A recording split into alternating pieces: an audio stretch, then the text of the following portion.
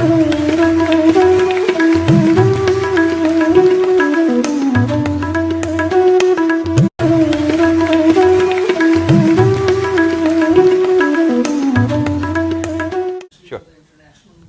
Can you have mic? Yeah. When you talk to, like when I went and spoke to my mom's sister and her brother-in-law. Yeah, we'll get you the mic. 70s and 80s to the US and especially abroad.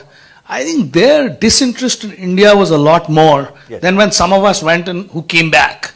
So I would still say that so they actually delineated themselves. I'm talking about the internet, from the civilization here. So a lot of those children who grew up connect, because when I speak to my cousins, really for them, like, you see this movie Airlift, which the guy says, I'm a Kuwaiti, and then the Indian government, and then he realizes that India is his identity.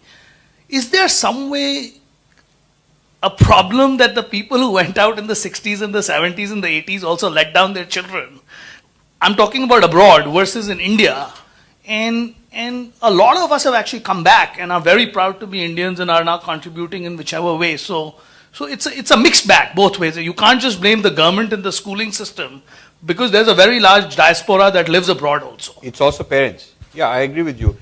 But this children being alienated from culture, I find that very big time here.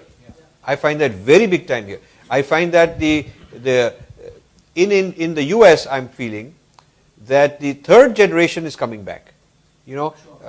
Parents are too busy settling down, making money, buying their car, house, getting security and all that, didn't have any time for this, and were willing to sell out their identity and culture, had inferiority complexes, whatever it is, to just get ahead in the game, which is normal of immigrant groups in the US. So the children were raised without any identity, they lost and all that. But now when those children grow up and the grandchildren come, they are very careful that they don't go through the same.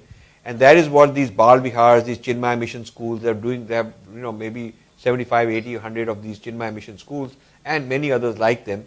They attract this kind of a group.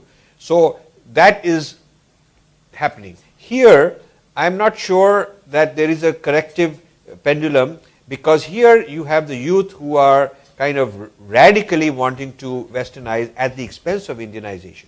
See, China has an interesting idea. China says, we'll take all the technology, all the science, all the material benefits, and we will link it to Chinese Confucian history. And so this is China's view.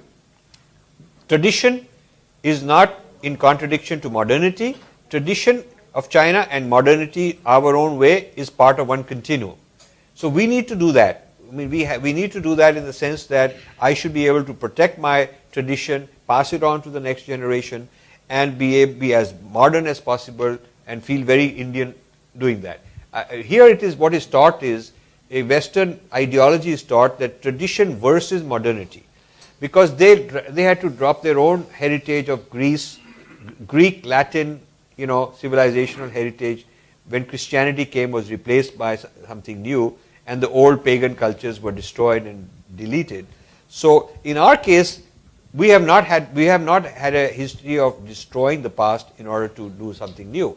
So every era, there is the Vedic era, then there is the Itihas, the Puranas, all the way, then there's the Bhakti eras. But the old ones are not deleted. It's just built on top of those. And in Western civilization, this has happened again and again. So Yes. the Renaissance meant that the Christian roots were again pushed behind. Then during Victorian period, with Darwinism, once again there was a major crisis of faith and science. But in our case, of course, it, as you're saying, built one on top of the other. We don't... Well, it has to do with, again, the earlier question which was asked, and I said, the ability of Indians to deal with complexity, including contradiction. That there is this and there is also that. हमको ठीक लगता है, कुछ हमको problem नहीं है. That kind of, I don't have to reconcile कि ये ठीक है या वो ठीक है. उसको निकालें या उसको निकालें, comfortable वो भी सब ठीक है. This kind of an ability, I think, is very interesting, but we are losing it.